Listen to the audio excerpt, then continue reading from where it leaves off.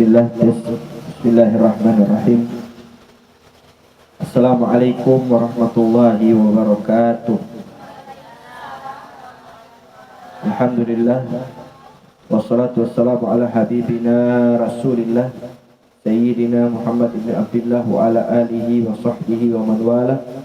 Wala hawla wala quwwata illa billah. Rabbi shrah li sadri wa yassir li amri wahlul 'uqdatam min lisani yafqahu qawli wasaddid bihi lisani wahdi qalbi bijahil nabi wa sahbihi ali. Subhanallah walhamdulillah wa la ilaha illallah wallahu akbar. Adada kulli harfin kutiba wirdak abadal abidin darat dahirin amma ba'd. Allahumma anfa'na bima 'allamtana wa 'allimna bima yanfa'una. Allahumma zidna ilma warzuqna fahma wa atina al-hikmah. Allahumma inna nas'aluka ilman nafi'a wa rizqan wasi'a wa amalan mutaqabbala wa dhanban mahfura. Allahumma inna ala dzikrika wa syukrika wa husni ibadatika wa husni muamalatika wa husni mahabbati habibika sayyidina Muhammad sallallahu alaihi wasallam.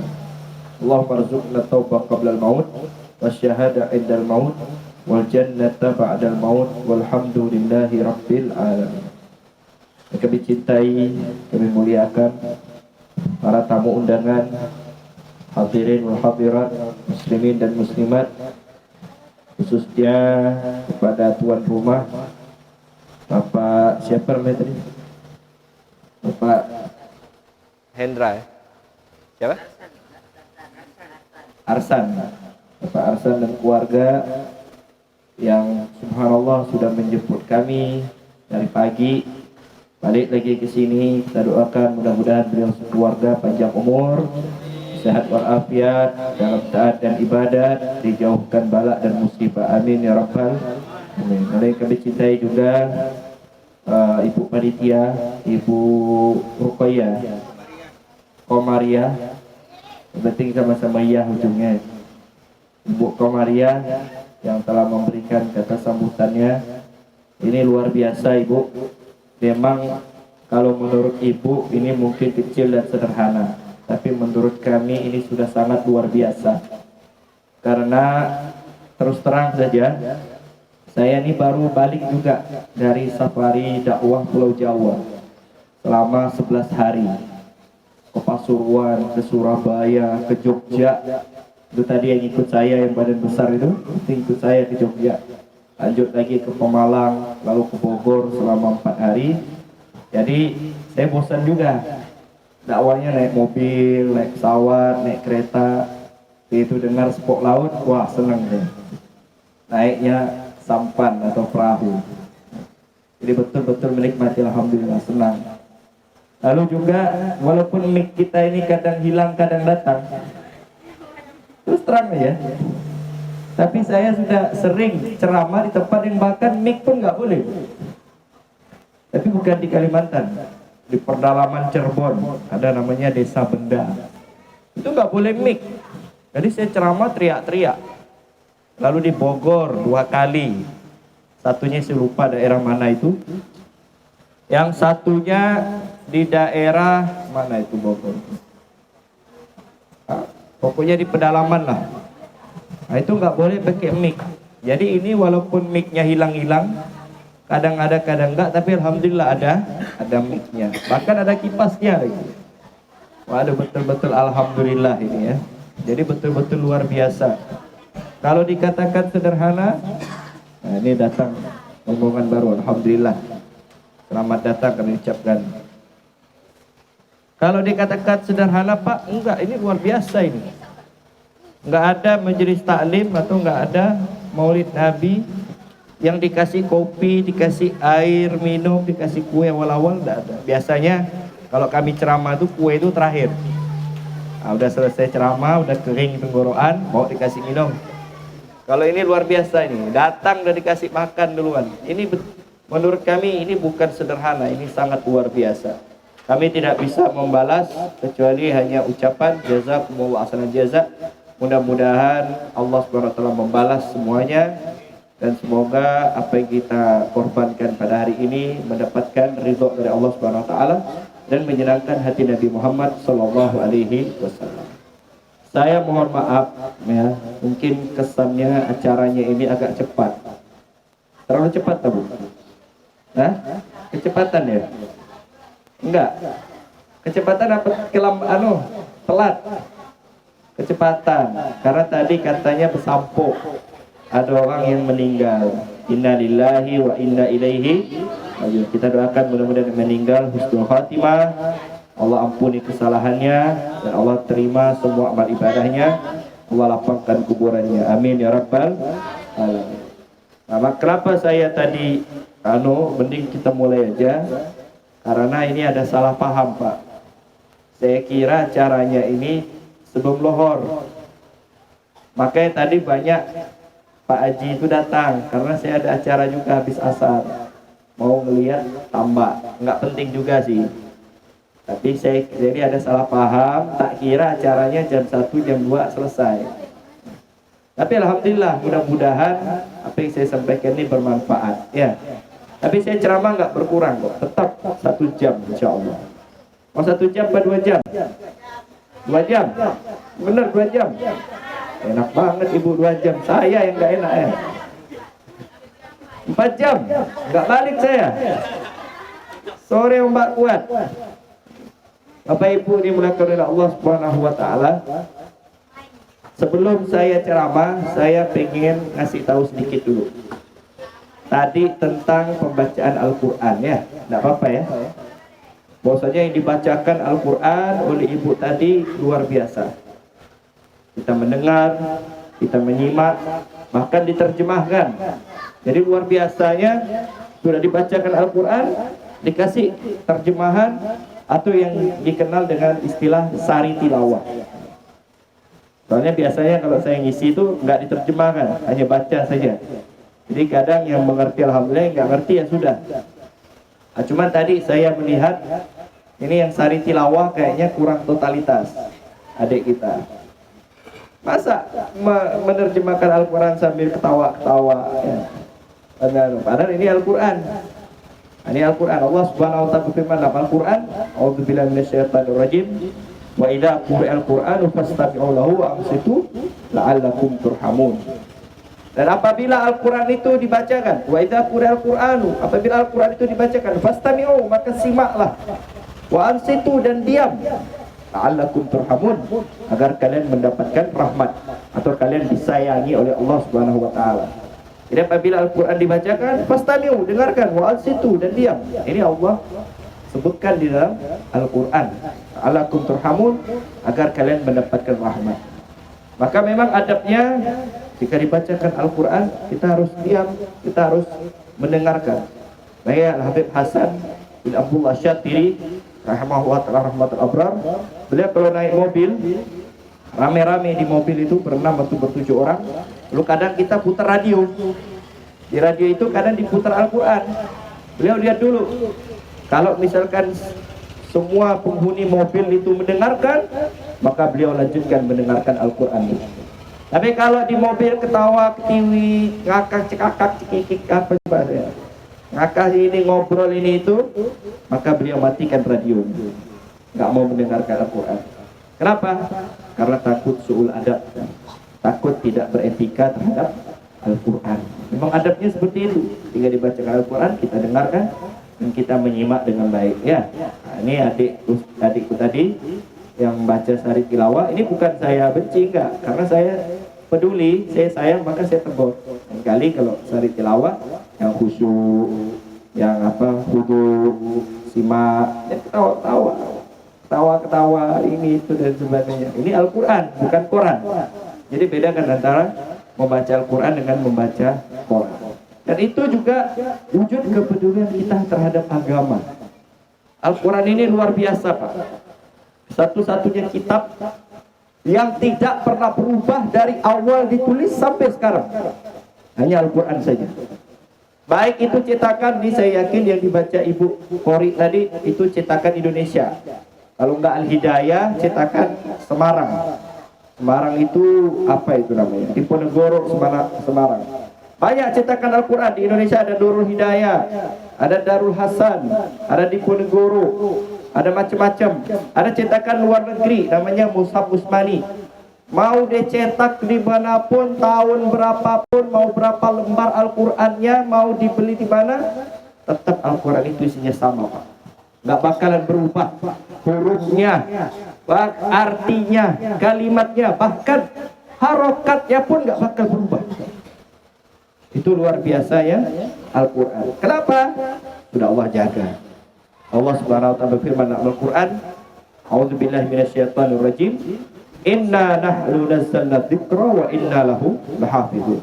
Sesungguhnya kami yang menurunkan Al-Quran itu, dan kami yang akan menjaga Al-Quran itu. Ya, Al-Quran itu dijaga oleh Allah. Al-Quran itu dijaga keasliannya, keorisinalannya. Sehingga jangankan huruf, jangankan kalimat, harokat bergeser sedikit saja, harokatnya berubah sedikit saja, itu seluruh dunia heboh.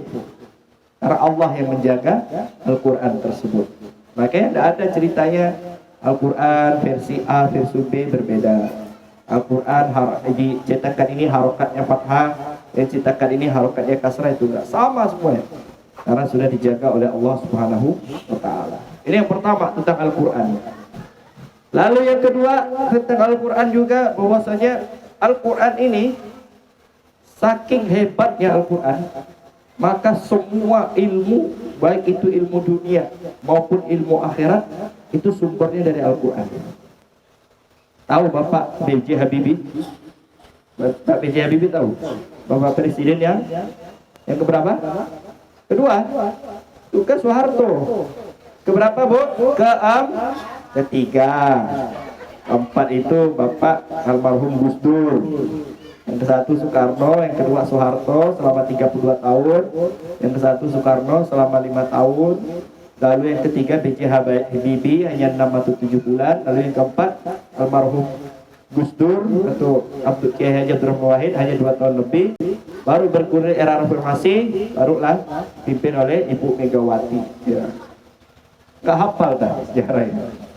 Nah, B.J. Habibie itu Bapak Presiden kita yang ketiga. Dia dikenal dengan sebutan Bapak Teknologi. Betul?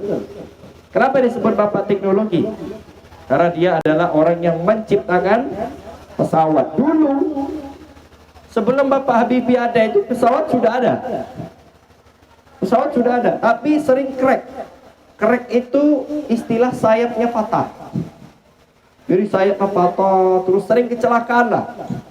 Akhirnya Allah kirim Bapak almarhum B.J. Habibie. Beliau menciptakan teori yang kita kenal nanti dengan teori Habibie. Jadi teori ini yang akan menyebabkan kita naik pesawat aman, sayapnya nggak akan patah lagi. Lalu kalau ibu-ibu kalau naik pesawat nanti jendelanya tuh agak bundar, nggak kotak, nggak segitiga, nggak bulat, dia oval bulat gitu. Itu ada hikmahnya, biar nggak patah. Itu yang menemukan Bapak Habibie, Bu, orang Indonesia. Tahu ketika ditanya dari mana Bapak Habibie tahu teori seperti ini, biar kalau orang naik pesawat aman, nggak kecelakaan. Apa kata beliau? Saya menemukannya dari Al-Quran. Apa dari mana rumusnya? Dari rumusnya Allah SWT berfirman, A'udzubillahi minasyaitonirrajim, latarkabunna tabaqan an tabaq. Ini teori yang dipakai oleh Bapak Habibie dari Al-Quran. Teori mana lagi? Tentang, wah kalau anak-anak kita, Bapak Ibu kalau ilmu umum rata-rata paham. Teori Big Bang. Tentang terjadinya alam semesta. Tentang adanya udara, bumi ini bulat atau bundar. Semua ada dalam Al-Quran. Matematika. Tahu Al-Khawarizmi? Hah? Nggak tahu. Saya nggak belajar umum. Al-Khawarizmi adalah ilmuwan muslim yang menemukan teori segitiga sama kaki sama segitiga sama sisi. Nah, yang pernah SD tahu ini. Itu orang muslim. Dari mana dia tahu? Dari Al-Quran. Tahu Al-Jabar yang menemukan angka 0. Dari mana dia tahu itu? Dari Al-Quran. Jadi Al-Quran ini sumber segala ilmu. Ilmu dunia ada, apalagi ilmu akhirat. Kedokteran dari Al-Quran. Tahu Ibnu Sina? Ibnu Sina itu adalah orang yang pertama kali berhasil menyembuhkan orang sakit gila. Jadi dulu orang kalau sudah gila nggak bisa disembuhkan. Muncul Ibnu Sina, akhirnya buat rumah sakit gila, sampai sekarang teorinya dipakai. Jadi kalau ibu-ibu gila, misalkan masuk rumah sakit gila di Jalan Ladianyang sana, disembuhkan, diobati, itu yang dipakai teorinya Ibnu Sina. Ibnu Sina itu orang Islam. Ditanya, dari mana kau dapat teori tersebut? Dari Al-Quran. Itu luar biasanya Al-Quran. Apalagi akhirat, waduh, jangan ditanya. Tentang akhirat, dari alam kubur bagaimana, alam kubur itu bagaimana ceritanya, lalu ketika dibangkitkan, kehidupan di padang mahsyar, kehidupan di surga dan di neraka, kehidupan setelah kita mati dan lain sebagainya, lengkap di dalam Al-Quran. Cuma ini luar biasa ini Al-Quran ini, sampai dikaji oleh orang barat. Al-Quran ini dikaji oleh orang barat. Lahir berbagai macam ilmu dari Al-Quran. Cuman yang bikin kita sedih nih, yang bikin kita sedih, atau kata orang sini yang bikin kita risau, ironisnya justru umat muslimnya sendiri yang tidak pernah baca Al-Quran. Betul atau tidak? Betul atau tidak? Gua ngomong betul takut kena olok kan? Padahal ini Al-Quran sumber segala ilmu, sumber segala keberkahan. Nanti akan saya bahas. Habib Ali ini kan maulid Nabi. Habib apa tak cerita tentang maulid? Nanti habis ini cerita tentang maulid. Soalnya tadi saya sudah dikatakan hari-hari ini Sepuk Laut sering maulid Pak Ustaz. Nah kita ngomong yang lain. Justru umat Islam tidak pernah membaca Al-Quran. Nah ini gimana ini? Kok nggak mau baca Quran, padahal kitabnya sendiri, kitab sucinya sendiri. Tapi kalau baca HP, dari bangun tidur sampai nak tidur HP terus. Tahap buat dibuka, masuk WC HP.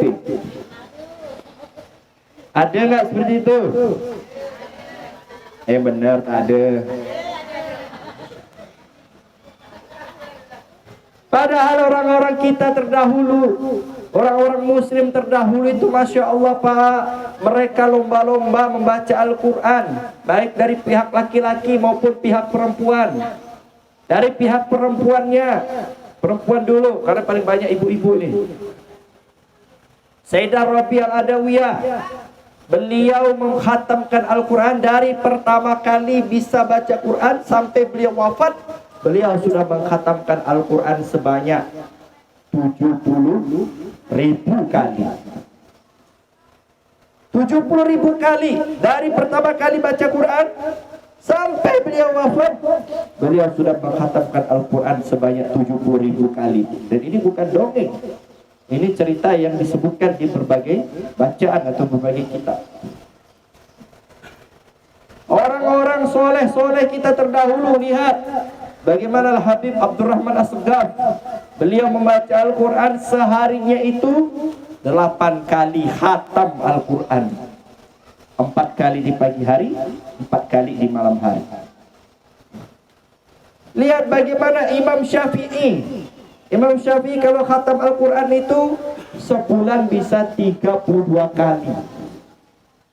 Bahkan gurunya Imam Abu Hanifah khatam Al-Quran, maksud gurunya yaitu Imam Abu Hanifah itu menghatamkan Al-Quran sebulan bisa 64 kali. Bahkan ada seorang ulama yang bernama Habib Hasan bin Saleh Al-Bahar, beliau menghatamkan Al-Quran seharinya bisa mencapai 320 kali. Macam mana Habib sehari 320 kali Habib? Yalah, orang hafal Quran. Dia berjalan baca Quran, dia nangkap ikan baca Quran, dia tidur baca Quran, dia nyuci baca Quran, jemur baca Quran, lagi nyantai baca Quran, sore-sore baca Quran. Kalau kita kan tak ada. Kita jalan sambil nyanyi dangdut, nangkap ikan sambil nyanyi koplo,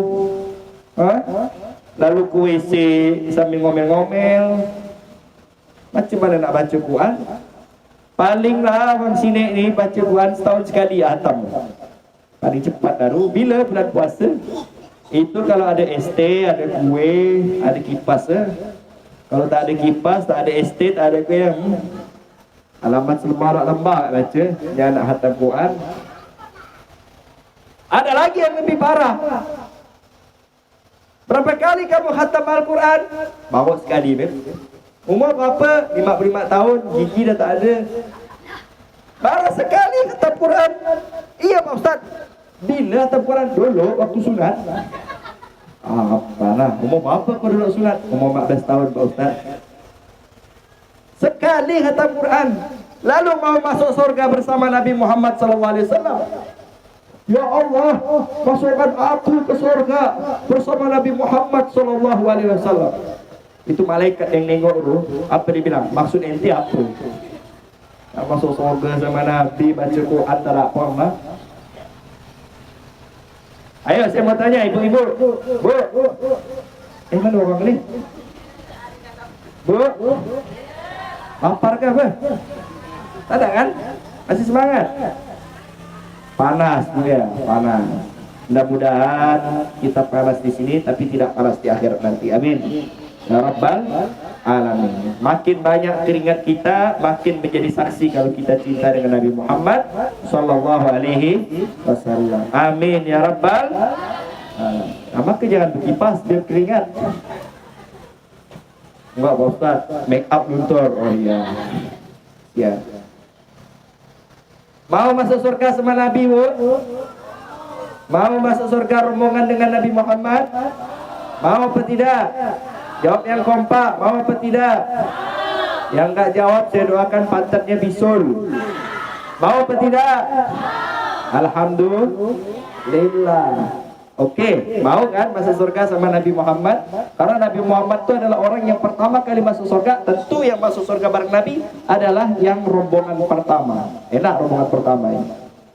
Baik, mau masuk surga sama Nabi. Saya tanya, sehari berapa kali baca sholawat?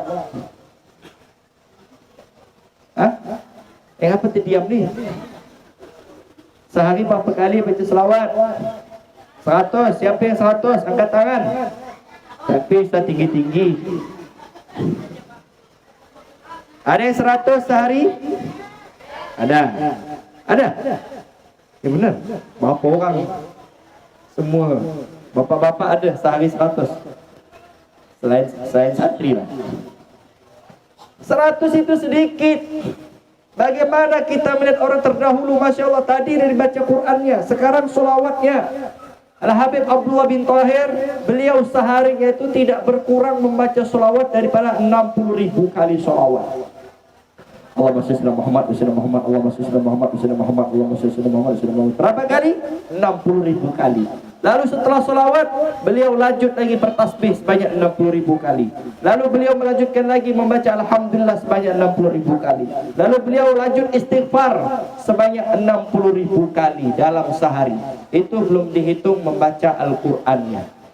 Itu orang-orang soleh terdahulu itu. Dan udah sehari 60.000 kali masih bersumpah, demi Allah, kalau aku tahu salawatku, tasbihku, takbirku, istighfarku itu diterima oleh Allah Subhanahu wa taala, aku akan jamin penduduk kota Tarim semuanya aku akan jamin makan. Masih tawadhu. Masih merasa salawatnya belum diterima, Pak. Kita salawat 10 kali dan merasa surga paling tinggi ya. Nggak ada apa-apanya dengan orang terdahulu. Masya Allah, membaca sholawat. Pak Ustadz kok bisa seperti itu ya? Membaca 60.000 kali, banyak ya Pak Ustadz. Sebenarnya sedikit Bu. Yang bikin banyak tuh setan. Setan dibisi banyak. Banyak. 1000 kali selawat sehari itu banyak. 100 kali selawat sehari itu banyak. Saya pernah mengisi. Assalamualaikum.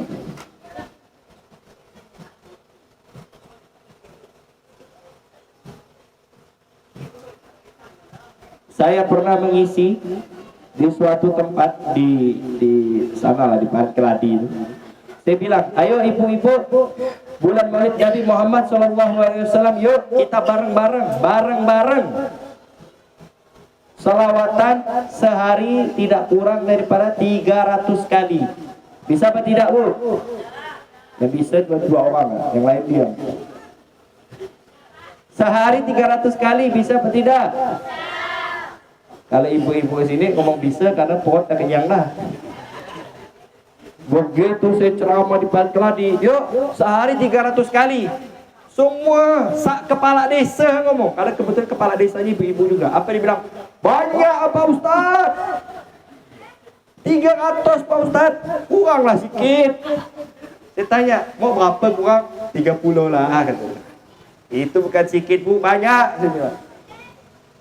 Ada orang terdahulu salawatnya ribuan kali. Kenapa mereka melakukan begitu? Karena mereka kepingin dekat dengan Nabi Muhammad Sallallahu Alaihi Wasallam. Karena kata Nabi Muhammad Sallallahu Alaihi Wasallam, "Aqrabuhum ilayya manzilatan yaumal qiyamah, aktsaruhum alayya salatan." Yang paling dekat denganku nanti di hari kiamat adalah orang yang paling banyak membaca salawatnya. Makin banyak dia baca salawat, dia akan makin dekat dengan Nabi Muhammad. Makin banyak dia membaca salawat, dia akan makin dekat dengan Nabi Muhammad Sallallahu Alaihi Wasallam. Sebagai gambaran, kenapa kita harus masuk surga bersama Nabi Muhammad Sallallahu Alaihi Wasallam. Ini gambaran. Di sekarang ini panas kan? Kalau saya sih enak ada kipas. Dua lagi, kecil, besar. Allahumma shalli ala Muhammad. Allahumma shalli ala Muhammad. Ibu-ibu panas? Panas? Enggak bilang enggak, takut diano. Jujur, panas apa tidak? Tidak panas. Kalau tak panas ngapa berkipas? Panasnya kita di dunia ini bu, panasnya kita di hari Pak, nggak ada apa-apanya dengan panas di akhirat nanti. Sebagai perbandingan, sekarang ini jarak kita Pontianak ini atau Sembok Laut ini itu berjuta-juta mil matahari. Itu matahari itu jauh, panasnya menyengat. Apalagi kalau sudah tengah hari. Nanti di hari kiamat itu diriwayatkan matahari itu sejengkal di atas kepala kita. Lalu kita berkumpul rame. Ini cuma berapa orang sudah panas. Padahal udah mandi semua kan. Adalah satu orang yang tak mandi, yang bawa masam, bawa mau gitu. Satu doang ya, ada semua. Buyan aja gitu. Ini di akhirat kumpul. Sekarang populasi manusia ada 7 miliar orang, Pak. Ini di akhirat dari Nabi Adam sampai manusia terakhir dikumpulkan dalam satu tempat yang kita kenal dengan nama Padang Mahsyar. Dan di Padang Mahsyar ketika Allah bangkitkan, apa langsung diproses? Apa kita langsung dihisab? Tidak. Allah diamkan dulu kita. Berapa tahun didiamkan oleh Allah, Pak? Kurang lebih selama 1000 tahun didiamkan oleh Allah. Linglung kita. Mau minta tolong kemana? Allah sebutkan dalam Al-Quran apa? Yauma yafirul mar'u min akhihi wa ummihi wa abihi wa sahibatihi wa banihi likulli imri'in minhum yawma idzin sya'nun yughni. Pada hari tersebut seseorang lari daripada saudaranya. Yang katanya saudara itu saling sayang, saling mencintai, saling menolong, di akhirat tidak. Lari. Wa ummihi wa abi, suami istri yang katanya cinta sampai mati. Tidak ada.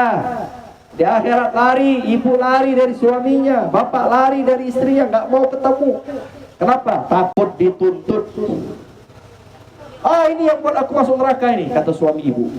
Ah, ini yang buat aku masuk neraka nih, kata istrinya. Lari bapak, nggak mau dituntut. Wasahibatihi wa bani, dan ibu dan anaknya yang katanya ibu itu paling sayang kepada anaknya. Bapak juga sangat sayang kepada anaknya, tapi lebih sayang ibu kepada anaknya. Betul bu?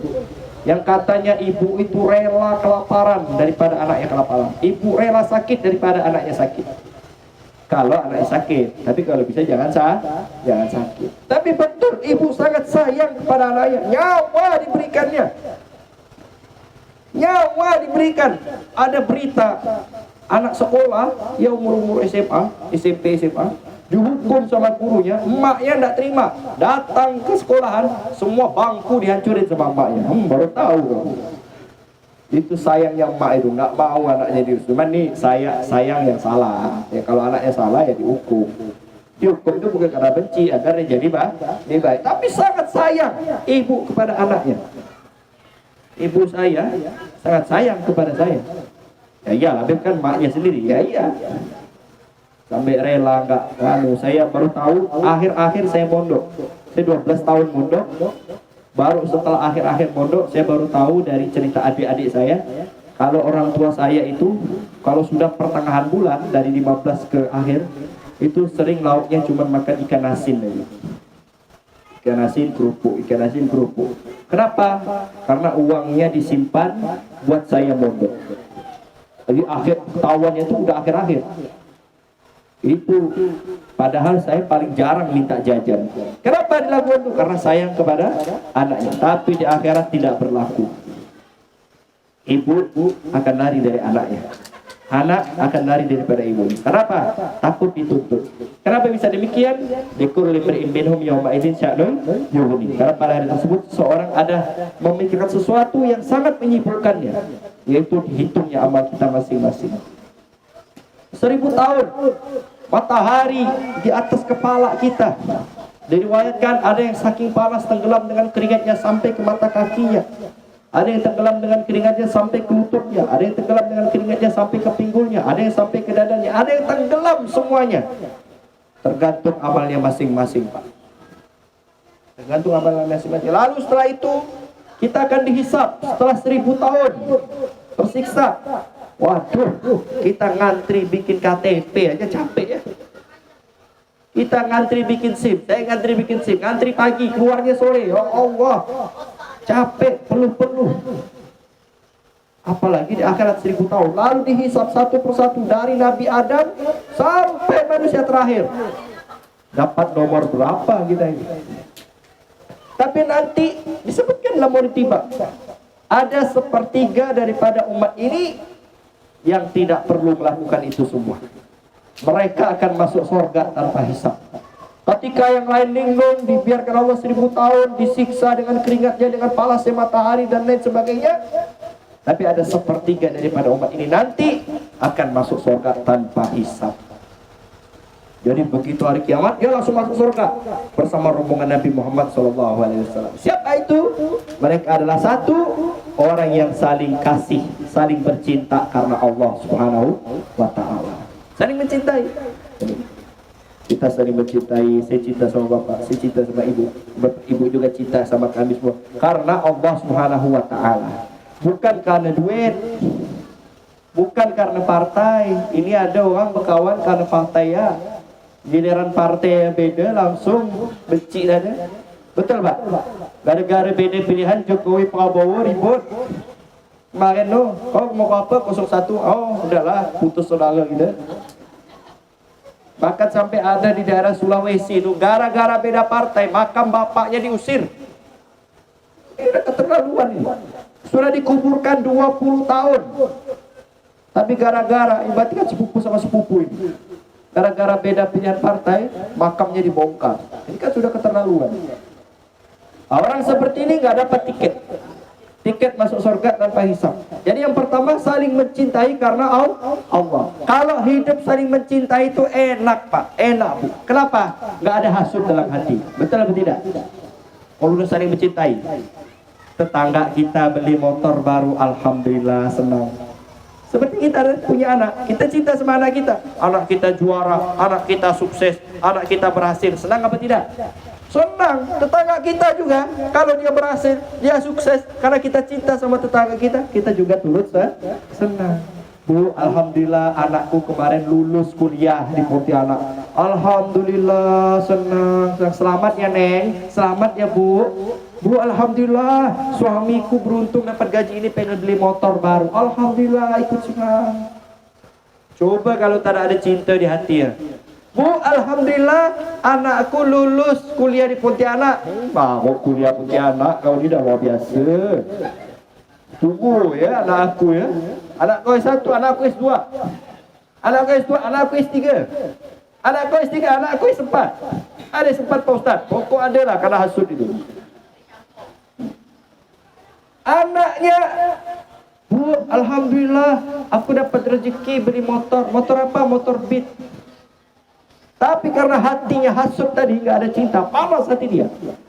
Kurang ajar, mentang-mentang dapat motor Beat aja udah senang, udah hasut. Ini hatinya udah rusak ini, udah nggak bener hatinya. Ini banyak juga ya rombongan-rombongan berikutnya ya. Saya takutnya ini ntar ceramah saya selesai, ibu-ibunya datang terus. Oh, kalau ini bukan ibu-ibu ini. Ini ibu-ibu kan? Oh, nah. Jadi kalau kita kembali pada pembahasan, kalau hati itu sudah saling mencintai karena Allah, hidup enak. Apapun yang dilakukan oleh saudara kita, apapun yang didapatkan oleh keluarga kita, kita tetap mendapatkan kenikmatan, nikmat. Tapi kalau hati nggak ada cinta, hatinya sakit, hatinya rusak, saudara dapat nikmat, kita yang sakit. Saudaranya mau umroh, tapi karena hatinya rusak, nggak ada cinta, sakit hati. Mudah-mudahan umroh tak terima oleh Allah. Mudah-mudahan kau naik pesawat-pesawat meledak, mampus kau dengan jalan. Itu karena hatinya nggak ada cinta. Contoh lah itu, contoh. Saudaranya dapat ikan banyak, tapi karena hatinya nggak ada cinta, kurang ajar dapat ikan banyak. Malam-malam dia masuk ke kapal saudara, dibuang ikan. Nyaman kau. Kenapa? Karena nggak ada cinta. Coba kalau ada cinta dalam hatinya, cinta karena Allah, saudaranya senang, alhamdulillah ikut senang. Selamat ya dapat ikan 2 kilo. Selamat ya bisnisnya sukses. Selamat ya anaknya sukses, lulus. Kalau saudaranya sedih, kita juga ikut sedih. Kemana itu nggak pernah keluar dari rumah, sakit ya Allah sakit. Kita juga ikut sedih. Karena ada cinta. Dan orang yang saling mencintai karena Allah, dia akan dapat tiket VIP, masuk surga duluan. Mau masuk surga duluan? Nah, tentu harus lakukan yang ini. Itu yang pertama. Yang kedua adalah orang yang mau memaafkan kesalahan orang lain. Ini kalau mau masuk surga tanpa hisab. Kedua, harus biasakan diri memaafkan kesalahan orang lain. Nih, kadang saya mikir gini, Pak. Bu. Dia tak ada. Tidur. Nih bu, saya ngajak pikir nih, Kan tadi saya ada cerita, Bu ya. Tahu cerita apa? Ini cerita betul nih, bukan cerita dongeng. Cerita di akhirat, 1000 tahun didiamkan Allah, tapi ada sepertiga daripada umat ini masuk surga duluan. Oke. Nah ya, ada. Mudah-mudahan kita masuk rombongan itu. Amin. Ya Rabbal Alamin. Tapi kadang ada orang macam gini, Bu. Ada orang kayak gini. Bu. Ada orang kayak gini, Bu. Ada orang kayak gini. Bu. Ada orang kayak gini, Bu. Dia nih, udah sekali ya. Kalau dia disakiti orang, Ibu Komaria, tadi kau kena uluk-uluk sama Ibu Muniro. Apa dibilang? Kata ibu tu begini. Pandai mulut dia ya. Balaslah ibu ngomong. Tak ada. Dia ada. Nanti aku tuntut dia di akhirat. Pernah nggak gitu? Pernah nggak seperti itu? Nggak pernah. Bagus, alhamdulillah. Kadang kita pernah Jumatan, Pak Pergi pakai sendal kulit, balik sendal jepit. Pernah? Mak Jumatan dari sini. Mantap ya, mak Jumatan. Hah? Tak bisa Jumatan laki-laki ya. Tak ada perempuan Jumatan. Jadi kadang ada orang mungkin di kota pergi sendal kulit, balik sendal jepit, marah dia. Kalau hal ini nggak berlaku, kaidah ibu ambil yang baik, gua yang jelek itu punya orang, Bu. Tak boleh gitu. Ngambil punya orang tanpa izin jelek juga. Lalu dia marah. Dia bilang apa? Kurang ajar.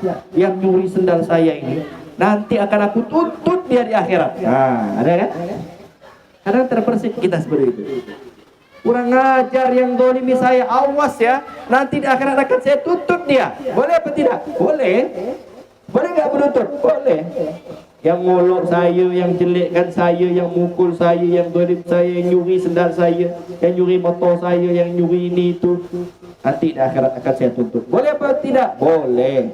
Tapi ketika hari kiamat berdiri, ini sepertiga rombongan sudah masuk surga duluan, dia masih sibuk. Mana yang dulu ngolok-ngolok aku di dunia ya, aku tuntut dia sekarang.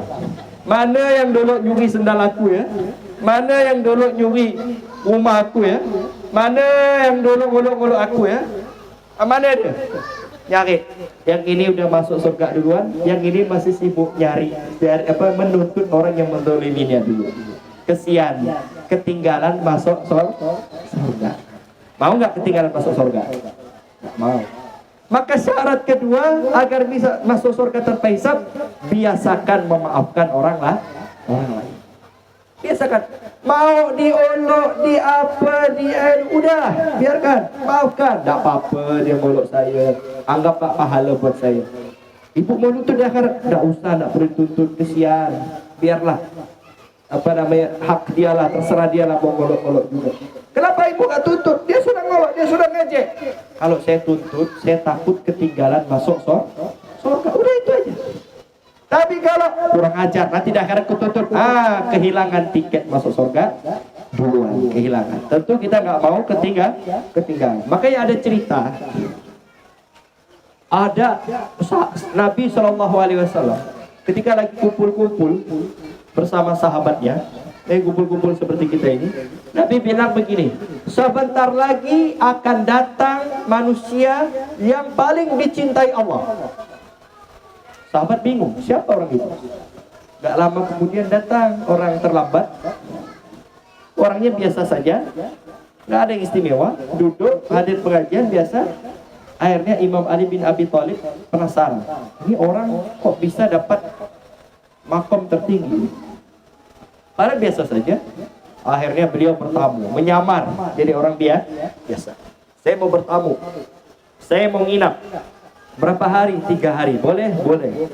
Pergi beliau selepas pengajian, Imam Ali bersama orang ini balik nginap di rumahnya 3 hari. Dilihat ibadahnya biasa saja, sholatnya biasa saja, baca Qurannya biasa saja, zikirnya biasa saja, biasa aja orangnya. Tapi Imam Ali bingung. Ini orang ibadahnya biasa saja, kok bisa dicintai oleh Allah Subhanahu wa taala? Akhirnya setelah 3 hari, Imam Ali bin Abi Thalib bertanya kepada orang sebuah, "Hai fulan, ketahuilah, aku ini adalah Ali bin Abi Thalib." Kaget dia. "Loh, Imam Ali, mohon maaf, aku nggak tahu sampai kalau Ali bin Abi Thalib." "Oh, nggak apa-apa. Aku bertamu ke rumahmu ini karena aku ingin menyamar, pengen tahu amalan apa yang kau lakukan." "Emang kenapa?"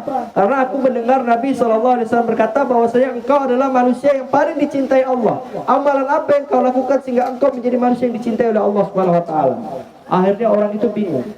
Nggak ada yang aku lakukan, biasa aja. Nggak ada amalan istimewa kecuali, kata beliau, kecuali nih, setiap malam sebelum aku tidur, setiap malam sebelum aku tidur, aku selalu berucap di dalam hatiku, semua orang yang menzalimiku, menyakiti aku, mengejekku hari ini dari pagi sampai malam, semuanya aku maafkan. Itu setiap malam dia lakukan. Sebelum dia tidur, dia selalu memaafkan semua kesalahan manusia yang berbuat zalim kepada dia. Akhirnya dia dicintai oleh Allah Subhanahu wa taala. Nah, kita ini, makanya kata ulama, kita ini manusia biasa. Orang mau ngejek kita ya karena kita orang biasa. Orang mau ngolok-ngolok kita ya karena kita orang biasa yang tidak luput dari kesalahan. Jadi yang kedua apa? Tiket masuk surga VIP, biasakan memaafkan kesalahan orang lain. Tentu juga memaafkan kesalahan orang lain, dan juga kita jangan menjelek-jelekkan orang lain. Ya, kalau kita memaafkan kesalahan orang lain tapi kita ngejek juga, nyakitin juga, berbuat zalim juga, ya kata orang Pontianak sama tak beri. Betul bu? Betul nggak?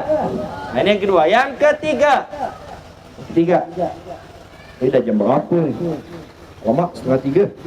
Sejam dah nak cakap hari. Udah apa lanjut? Sampai jam berapa? Janganlah jam 5. Lapar dah perut ni. Saya sih udah makan tadi, ibu-ibu belum makan. Yang ketiga, yang terakhir, Terakhir Bu, saya udah ditunggu orang. Yang ketiga, syarat untuk masuk surga adalah masuk surga sama Nabi, maksud saya adalah harus mencintai Nabi Muhammad Sallallahu Alaihi Wasallam. Harus mencintai Nabi Sallallahu Alaihi Wasallam. Karena kalau orang nggak cinta sama Nabi nggak bakal dapat. Apa buktinya? Nabi Sallallahu Alaihi Wasallam bersabda, "Yuhsyarul mar'u ma'aman ahab." Seseorang itu akan dikumpulkan bersama orang yang dia cintai. Kalau kita cinta sama Nabi, insya Allah kita akan kumpul sama Nabi. Kalau kita cinta sama orang soleh, insya Allah kita akan kumpul bersama orang soleh. Ustaz, saya nggak bisa cinta sama Nabi karena saya banyak dosa, jarak hidup kami juga jauh. Lalu bagaimana Pak Ustaz? Cinta sama orang yang cinta dengan Nabi. Sama juga, dia juga akan kumpul bersama Nabi. Jadi kita mencintai orang yang mencintai Nabi. Nanti orang yang mencintai Nabi itu akan kumpul bersama Nabi dan kita akan kumpul bersama mereka. Itu syaratnya. 3 syarat itu. Tapi kalau ibu-ibu masih cinta sama artis India, udahlah, jangan nak ngarap. Cinta sama siapa? Besar-besar poster. Siapa? Shah Rukh Khan. Siapa lagi? Artis-artis India lah. Saya tak tahu, saya tahu Shah Rukh Khan ya. Apalah ibu-ibu ni sampai goreng ikan lagi nyanyi lagu India. Yang bapak-bapak apa? Ngapain soal lagu band-band nih, Bon Jovi dan lain-lain. Anak-anak kecil suka artis Korea. Betul. Nggak tahu, karena kamu orang sport laut ya. Ada distrik kan cuma malam ya. Alhamdulillah, itu udah betul udah. Alhamdulillah betul. Kok tak ada distrik tak yang mana? Waduh, sekarang ini zaman fitnah. Rusak gara-gara listrik sama ini nih. Yang kata Habib Abdullah Baharun, ini disebut iblis. Kenapa? Sumber maksiat ada di ini. HP ini seperti pisau. Pisau itu kalau digunakan oleh orang yang baik, maka digunakan untuk hal yang baik. Untuk nyiang ikan, untuk nyembelih hewan, untuk motong sayur. Tapi kalau digunakan kepada orang yang tidak baik, maka digunakan yang tidak baik. Dia akan digunakan untuk membunuh orang, untuk lain sebagainya. Sama, kalau digunakan untuk orang baik, maka akan digunakan untuk yang baik-baik. Untuk dakwah, untuk silaturahmi, untuk share-share hadis, untuk mengkaji. Tapi kalau digunakan untuk orang yang tidak baik, chattingan dia. Saya bukan mahram. Nonton dia film-film yang tak benar. Macam-macam. Maka saya pernah ketemu pengajian, samping saya anak muda. Begitu dia taruh HP dia mewah pula tu, beliau saya tengok. Ada yang nelpon. Apa tulisannya? Mama. Saya kira mak dia, rupa pacar dia. Bentar ya Mama, Kanda lagi hadir pengajian sama Habib Ali Hinduan. Asli gelik hati aku dengar. Siapa tadi itu? Emak dah, bukan dia, pacar saya. Udah kahwin belum? Belum, Beb. Doakanlah Beb, biar bisa kahwin. Akhirnya tak lama kemudian, udah dimatikan, tak lama kemudian ada telepon lagi. Apa tulisannya? Security. Apa arti security? Satpam. Jika kaya budak ini ada satpam. Sekali angkat perempuan, dia tanya siapa? Mak dia. Mak ada tulis security. Insya Allah terbalik betul dia ni. Ini setan ini berarti. Ngajarkan tak benar sama ibu kandungnya sendiri. Tak boleh apa tidak bahasa dia tak boleh. Belum nikah manggil mama papa. Ntar kalau putus manggilnya apa? Mantan mama, mantan papa gitu. Tak boleh. Hukumnya tidak boleh. Haram. Haram jelas. Emak ditulis security tambah haram. Kasih tahu mak ya, habislah penyapu melayang. Ini sumber rusak ini. Kalau tidak digunakan yang baik, yang baik-baik. Tapi kalau digunakan baik-baik, kamu ngaji, kamu share hadis dan sebagainya, insya Allah akan mendapatkan manfaat. Maka kembali kepada pembahasan. Harus mencintai Nabi. Nah, pertanyaannya, kita ini susah mau mencintai Nabi. Susah. Kenapa? Karena kita nggak kenal sama Nabi. Kita tahu Nabi. Tapi kita nggak kenal sama Nabi. Ayo, kalau ditanya, Nabi lahir tanggal berapa? Ayo. Ada yang tahu nggak? Yang bisa jawab, saya kasih sepeda. Ayo sebutkan 5 nama istri Nabi SAW. Kalau Pak Jokowi kan nama-nama ikan. Saya nama istri Nabi. Ayo, siapa yang bisa? Anak kecil. 5 istri Nabi. 5 aja, 5. Ayo. Saya kurangi lah 3 istri Nabi. Selain Siti Khadijah. 3. Yang bisa saya kasih sepeda. Aduh, lupa. Nggak tahu? 2 aja. Selain Siti Khadijah. Siti Aisyah. Satu lagi siapa? Siti Namimah duduk Pak. Siti Aisyah, bukan ibu, istri Nabi. Ibu istri orang. Masya Allah, mudah-mudahan ibu kita sifatnya sama seperti Siti Aisyah. Amin ya rabbal alamin. Satu lagi siapa? Nggak tahu, saya kasih hadiah. Serius nih, saya kasih hadiah. Nggak tahu kan? Kalau gitu saya ganti pertanyaannya. Sebutkan anak-anak Nabi. Nggak usah dulu. Ada berapa anak Nabi? Berapa anak-anak Nabi? Yang tahu, coba. Anak-anak Nabi ada berapa? Sebutkan, saya kasih HP saya. Oh serius ini? Tak kasih. Tapi case-nya aja. Anak-anak Nabi berapa? Yang perempuan aja ada berapa? Ada berapa dulu? 9 atau 10? Hah? Nggak tahu. Gimana mau cinta Nabi kalau nggak tahu sejarahnya? Kapan Nabi menikah? Umur berapa Nabi menikah? 25. Istrinya? 40. Masya Allah, ibu yang jawab. Anak kecil jawab. Sayang, saya bilang kasih hadiah kepada anak-anak. Ibu-ibu nggak dapat. Jadi syarat untuk mencintai Nabi adalah kita harus mengenal Nabi SAW sebagai gambaran. Kalau kita mau menikah, atau dulu sebelum ibu menikah, sebelum bapak menikah, ibu menikah sama suami ibu, betul bu? Sebelum menikah cinta nggak? Tak kenal kan? Siapa kamu? Datang-datang minta ya, datang-datang ngajak kenalan ya kan? Biasa, tapi lama-lama setelah kita tahu orangnya, ya Allah, ternyata orangnya pekerja keras, orangnya penyayang, orangnya tanggung jawab, orangnya mau bekerja, rela pergi ke lautan nelayan, rela nyiap ikan, rela ini itu, berkorban untuk istrinya. Gak apa-apa istriku itu di rumah saja, jangan capek, jangan sakit.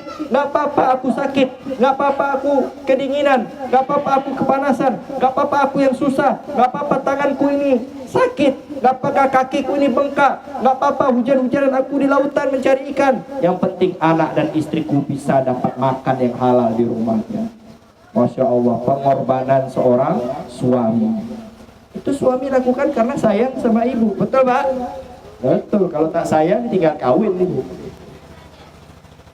Itu setelah kita tahu sifat suami kita, maka kita menjadi cinta sama suami kita. Sama, kalau kita mau cinta Nabi, kita harus tahu dulu sejarah Nabi, cinta Nabi, perjuangan Nabi, yang dikorbankan Nabi. Setelah kita tahu, maka kita akan menjadi cinta dengan Nabi Muhammad SAW.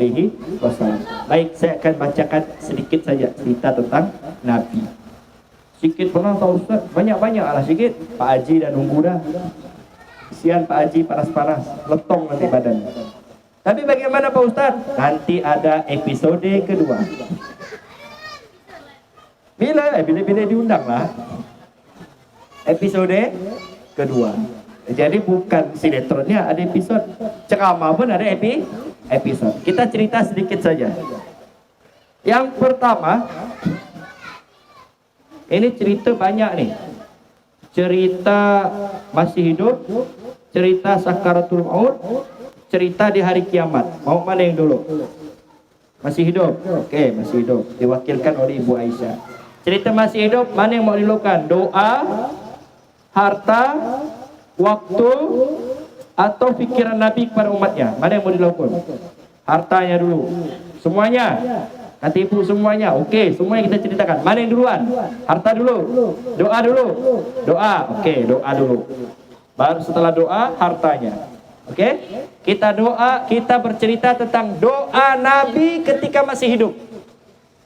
Jadi ada doa Nabi ketika masih hidup, doa Nabi ketika sakaratul maut, doa Nabi di hari kiamat. Kita cerita doa Nabi masih hidup dulu.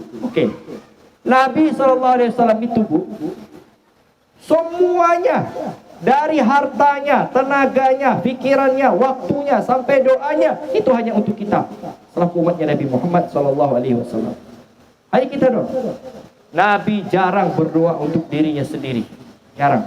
Kalau kita tak ada, kita doa untuk diri kita sendiri, ya kan? Ya Allah, berikanlah aku kekayaan, berikanlah aku mobil, berikanlah aku rumah ini dan sebagainya. Aku tak nak kau doakan, kau doalah seorang, aku doa sendiri, gitu. Pernah saya datang, ada pejabat datang ke rumah saya di Sungai Itik. Habib, tolong doakan saya naik, Habib. Datang ke rumah saya ini. Doakan saya biar saya naik, saya terpilih. Tak usah saya sebutkan namanya. Saya bilang, oh ada doa mustajab. Pasti dikabulkan ini. Benar, Habib? Benar, pasti naik. Pasti naik. Jangankan 2 periode, 10 periode bisa. Benar, Habib, ya? Benar. Macam mana cara doa, Habib? Bapak angkat tangan. Okey. Ucapkan seperti yang saya ucapkan. Okey. Angkat tangan, saya jabat tangan dia. Baik, angkat tangan. Ya Allah, ya Allah, jadikanlah lawan saya pemimpin yang adil. Habib, benar, Habib. Kenapa Habib doakan lawan saya, bukan saya? Ikut ya ucapan saya. Ayo ikut lagi. Ya Allah, jadikanlah pemimpinnya itu lawan saya, bukan saya. Tak mau dia. Tak mau saya. Mana makbul kayak gitu, kata dia. Dia bilang kamu tak yakin sama doa. Padahal kata malaikat, idza qala al-muslim li akhihi al-muslim, faqala al-malaika wa anta kadzalik. Jika ada seorang muslim mendoakan muslim yang lain, maka malaikat akan mengijabah engkau duluan yang dapat. Itu mustajab. Ya Allah, berikanlah tetangga saya rumah yang mewah. Sebelum dia dapat rumah, kita dulu dapat rumah. Ya Allah, berikanlah saudara saya itu motor yang baru, mobil yang baru. Sebelum dia dapat, kita dulu dikasih oleh Allah SWT. Ya Allah, berikanlah tetangga saya istri yang baru. Sebelum dia, bapak dulu dapat. Tapi bapak tak ngaminkan. Guyon aja, Bu, guyon. Ibu dah merah muka. Bahaya kalau ibu merah ni, Pak. Alamat tak dapat makan siang kita. Tapuk kan di dalam. Jadi doa itu kita. Tapi kalau Nabi enggak. Nabi selalu yang diutamakan doa kepada umatnya dulu. Dan kita semua termasuk umatnya Nabi Muhammad SAW. Apa doa Nabi yang terkenal? Doa Nabi yang terkenal kepada umatnya adalah Allahumma hdi qaumi fa innahum la ya'lamun. Ya Allah, berikanlah petunjuk kepada kaumku karena sesungguhnya mereka tidak mengetahui. Jadi Nabi berdoa agar kita semua ini mendapatkan petunjuk Allah. Bagaimana kasus cerita doa tersebut? Ceritanya begini, Bu. Ceritanya begini. Nabi itu 13 tahun dakwah di kota Mekah. Jadi Nabi itu dakwah hanya 23 tahun. 13 tahun di kota Mekah, 10 tahun di kota Madinah, lalu beliau wafat. 13 tahun di kota Mekah, Nabi berdakwah, yang Nabi dapatkan hanya caci maki, olok-olokan, dibenci, diusir, dilempar dengan kotoran, dilempar dengan batu, didorong, dicekik. Itu yang didapatkan Nabi Muhammad SAW. Nabi SAW, beliau solat di depan Ka'bah.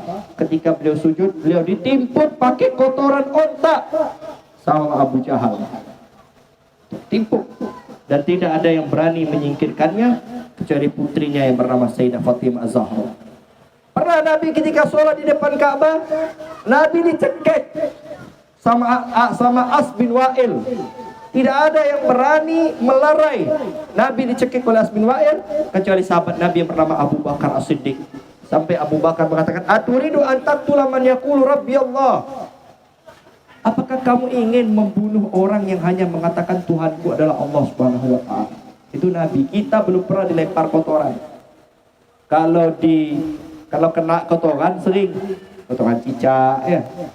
Ini dilempar kotoran. Bahkan Nabi Muhammad SAW setiap pagi Bu, buka pintu. Mohon maaf. Kalau bahasanya kurang sopan. Setiap pagi buka pintu, ada kotoran manusia setumpuk di depan rumah Nabi. Kotoran siapa itu? Kotoran Abu Lahab dan istrinya yang bernama Ummu Jamil. Kata orang kita, suhu dia buang air, disimpan ranjau dia ditaruh di depan rumah Nabi SAW. Kita belum pernah Bu, rumah kita dilempar kotoran. Pernah dilempar kotoran? Kotoran manusia. Nabi setiap hari. Tapi apa yang dilakukan Nabi SAW? Nabi pungut kotoran tersebut dengan tangan yang mulia. Nabi buang dan mengatakan, ni'matul jiran hadha. Sebaik-baiknya tetangga adalah tetangga yang memberikan aku kotoran ini. Ngomong gitu Nabi. Kenapa? Dengan dia memberikan saya kotoran, berarti saya akan mendapatkan pahala. Lalu Nabi setiap pagi Bu, setiap beliau keluar rumah dan beliau balik ke rumah, Nabi selalu diludahi oleh seorang Yahudi. Dan ludahnya itu selalu tepat di atas kepalanya, selalu tepat, nggak pernah kelewatan. Berarti betul-betul ditunggu oleh Yahudi ini. Kita nggak pernah diludah orang, Nabi pernah.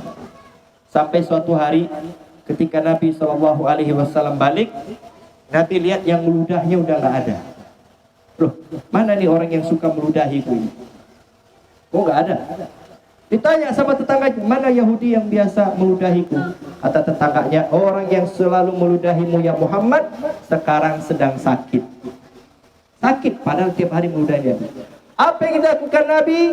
Ketika Nabi SAW mendengar Yahudi tersebut sakit, Nabi pergi ke pasar, Nabi beli buah-buahan, lalu dijenguk oleh Nabi SAW. Ya, akhlaknya Nabi SAW. Beda sama kita. Kalau kita diludahi tiap hari, lalu yang meludah kita sakit, apa yang ucap? Nyaman kau, kualat kau meludahi aku. Mudah-mudahan mati kau besok. Itu kita.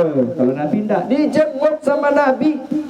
Sampai orang Yahudi itu berkata, ya Muhammad, tiap hari aku memuji Abu Lahab, tiap hari aku memuji Abu Jahal, tiap hari aku memuji Asmin Wa'il. Seketika aku sakit, sampai sekarang mereka belum datang menjengukku. Tapi engkau yang aku musuhi, engkau yang aku ludahi tiap hari, engkau yang pertama kali menjenguk. Akhirnya Yahudi tadi masuk Islam berkat akhlak Nabi. Karena sayangnya Nabi kepada umatnya. Akhirnya setelah 13 tahun berdakwah, mendapatkan cacian, mendapatkan ejekan, hinaan, Nabi meminta tolong kepada penduduk kota Taif. Minta tolong karena sakit diganggu. Pergi kota Taif minta tolong. Kota Taif itu enggak jauh dari kota Mekah, kurang lebih 10 atau 20 km. Tahu kota Taif, Bu? Yang pernah umroh insya Allah tahu. Udah pernah umroh belum? Udah pernah umroh belum? Sama, saya pun belum pernah umroh. Mudah-mudahan kita semuanya diizinkan haji dan umroh. Amin. Sebelum meninggal mudah-mudahan kita bisa naik haji. Amin. Ya Rabbal Alamin. Ya. Tapi datang ke kota Taif minta pertolongan. Tapi ketika datang ke kota Taif, bukan pertolongan yang didapatkan Nabi, tapi malah diusir oleh penduduk kota Taif. Bahkan pengusirannya lebih parah daripada penduduk kota Mekah. Sampai anak-anak kecil yang di penduduk kota Taif itu disuruh orang tuanya keluar untuk melempar Rasulullah dengan batu. Anak kecilnya disuruh melempar batu. Sampai sahabat Nabi yang bernama Zaid bin Haritha yang mengikuti Nabi saat itu berusaha melindungi Nabi SAW sampai berdarah wajahnya, sampai pecah gigi serinya karena berusaha melindungi Nabi Muhammad SAW dari lemparan batu tersebut.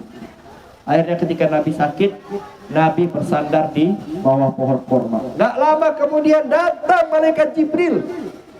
Malaikat Jibril melihat Nabi Muhammad diusir, dilempar dengan batu.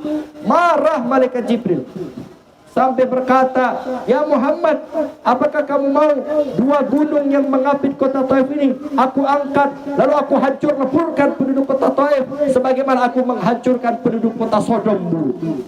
Kota Sodom itu adalah umatnya Nabi Lut alaihissalam.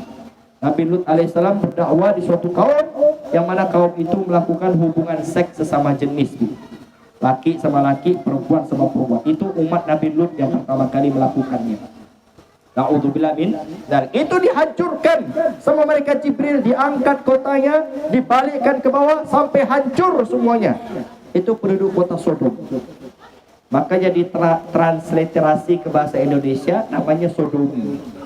Laki-laki, perempuan-perempuan, perbuatan di laknat Allah. Itu dari umat Nabi Allah Lut yang bernama kaum Sodom. Tapi begitu Nabi Muhammad mendengar malaikat Jibril mau menghancurkan penduduk kota Taif, Nabi Muhammad gak mau, karena Nabi Muhammad sayang kepada umatnya. Nabi Muhammad mengatakan, jangan kau hancurkan ya Jibril, jangan kau lakukan itu ya Jibril, karena bisa jadi saat ini mereka membenciku, tapi nanti ada anak cucu keturunan yang akan beriman dan mencintaiku. Lalu Nabi karena sayang kepada umatnya, Nabi angkat tangannya setinggi mungkin sampai kelihatan putih ketiaknya Nabi SAW, dan Nabi berdoa, Allahumma hdi qaumi fa innahum la ya'lamun. Ya Allah, berikanlah petunjuk kepada kaumku karena sesungguhnya mereka tidak mengetahui. Sayangnya Nabi kepada kita. Nabi SAW bersabda, ini rahmatun lakum, sesungguhnya aku ini sangat sayang kepada kalian. Bal asyaddu rahmah min rahmati abaikum lakum, bahkan lebih sayang daripada sayang bapak kalian kepada diri kalian. Wa min rahmati anfusikum li anfusikum, dan lebih sayang daripada kalian menyayangi diri kalian sendiri. Nabi SAW bersabda, wallahi law yushaqqa ahadukum bi syaukatin fi rijlihi, seandainya ada di antara kalian yang terkena duri di kakinya, la ajidu ala ma fi qalbi, maka aku juga akan merasakan sakit yang sama di hatiku. Itulah yang dilakukan oleh Nabi Muhammad Sallallahu Alaihi Wasallam. Mudah-mudahan cerita yang singkat ini bisa menambahkan kecintaan kita kepada Nabi Muhammad Sallallahu Alaihi Wasallam. Baik Bapak Ibu dimuliakan Allah Subhanahu Wa Taala, saya rasa cukup sampai di sini. 90 menit berisi ceramah ni. Ibu-ibu ngomong udah apa lanjut? Ibu ngomong lanjut, nyaman, es dah habis. Saya es, kopi, air mineral belum terminum mah. Asli kering tenggorokan. Kalau saya minum, alamat selesai, langsung baca doa. Jangan Bu, kesian tenggorokan saya. 11 hari saya ceramah Jawa. Baik Bapak Ibu yang dimuliakan Allah Subhanahu Wa Taala, insya Allah kita akan lanjutkan cerita tentang Nabi Muhammad SAW episode kedua. Ya, cukup 20 menit, gila 2 jam ceramah luar biasa ibu-ibu ni ya. Intinya, saya konklusikan, saya ringkas. Yang pertama, apa yang saya ceramahkan selama 90 menit ini? Yang pertama adalah, mari kita bersama-sama memuliakan Al-Quran. Bangga dengan Al-Quran dengan cara selalu membaca Al-Quran. Al-Quran itu dibaca. Allah bilang apa? Iqra, bacalah. Bukan dipajang. Saya pernah masuk ke rumah orang, masuk rumah ditaruh Quran di atas. Saya tanya, apa Pak Haji?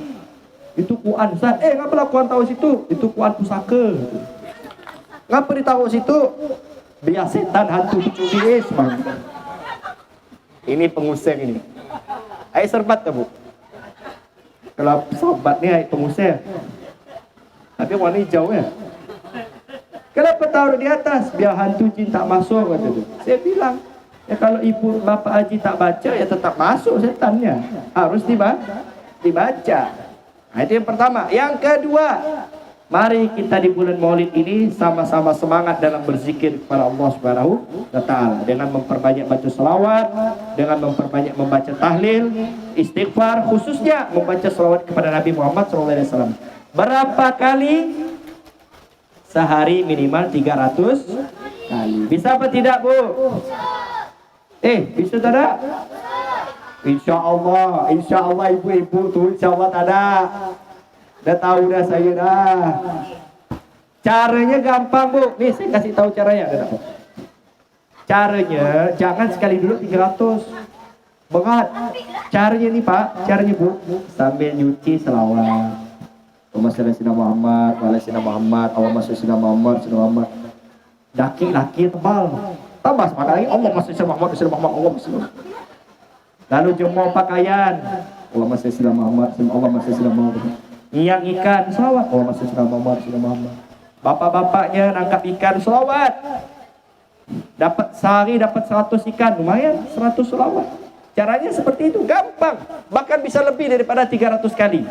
Asalkan Mau. Kalau tidak mau ya biar 10 pun tidak bakal mau. Tapi kalau kita mau 300 kelihatan kecil. Ini yang kedua. Yang ketiga, syarat untuk masuk surga tanpa hisab. Ada 3. Yang pertama apa? Saling mencintai karena Allah. Yang kedua, biasakan memaafkan kesalahan orang lain. Yang ketiga, harus mencintai Nabi Muhammad SAW. Ini 3 syarat untuk mendapatkan tiket VIP. Berapa fee itu? Kalau rumah sakit tuh double VVIP doang. Ini 5 VVIP. VIP. Tiket masuk surga rombongan bersama Nabi Muhammad SAW tanpa hisab. Jadi yang pernah dicuri sendal, pernah kena olok-olok, lalu diejek-ejek, kena sumpah serapa, listrik diambil, udah maafkanlah. Kenapa dimaafkan? Agar kita bisa masuk surga bersama Nabi Muhammad SAW. Mau masuk surga? Mau masuk surga? Bu, surga tuh nikmat nggak bu? Nikmat ya. Semuanya ada. Ibu-ibu makan semangka nih masih ada bijinya. Di surga tak ada bijinya. Tak ada kulitnya. Enak.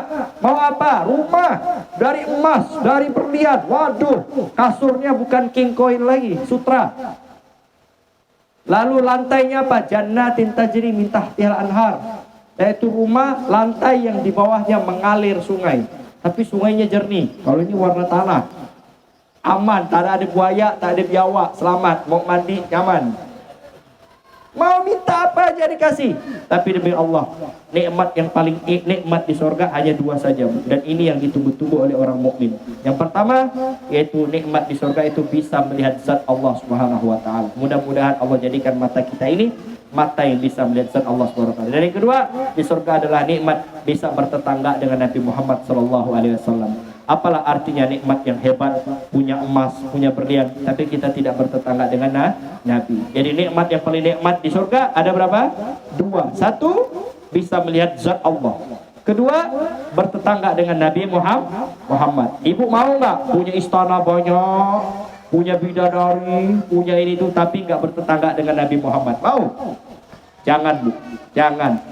Yang penting kita bertetangga dengan Nabi Muhammad. Itu nikmat yang paling nikmat di surga. Bisa bersandingan dengan Nabi Muhammad SAW. Jadi Bapak Ibu ini mudah-mudahan Allah SWT, ini saja yang bisa saya sampaikan. Mudah-mudahan bermanfaat. Cukup ya. Sebelum saya akhiri, saya pengen info sedikit. Boleh info nggak? Nggak lama. Infonya 1. Insya Allah ini kan saya datang nih Sungai Itik nih. Sepok laut. Saya datang. Gantian dong. Nanti ibu datang juga ke pondok kami di Sungai Itik. Ini ibu ini tahu alamatnya. Nanti tanya sama ibu ini. Udah sampai ibu ya? Masya Allah, ibu ini datang pondok 2 karung dikasih si ikan asin. Saya kira duit ikan asin dikasihnya. Masya Allah. Akhir budak pondok sehari makan ikan asin. Alhamdulillah. Saya terima kasih banyak atas hadiahnya. Sangat bermanfaat insya Allah. Mudah-mudahan itu bukan pemberian yang terakhir ya. Nanti saya undang lagi tanggal berapa? 21 ya. Tanggal 21 Desember, Sabtu pagi ya. Kita akan mengadakan Maulid Akbar di Pondok Pesantren Al-Bahjah. Sabtu pagi mulai jam 8. Gantian dong. Saya udah datang sini, ibu-ibu datang dong. Undang yang lain. Saya undang nih, Muktrubka bersama siapa? Bersama guru kita semua, Buya Yahya. Tahu Buya Yahya?